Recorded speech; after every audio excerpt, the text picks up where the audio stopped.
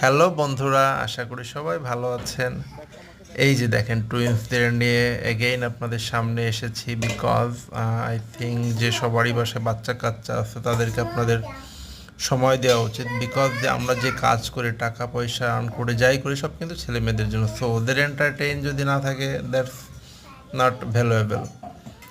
তো রাত 12টার দিকে বৃষ্টি হয়েছে, তখন আমার কন্যাদা আমাকে বলেছে, বাবা বৃষ্টিতে ভিজি চলো।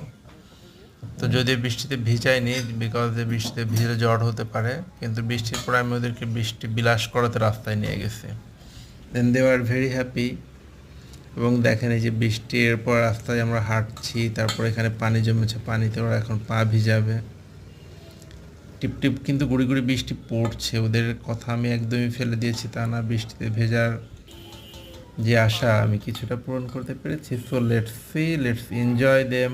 Please subscribe.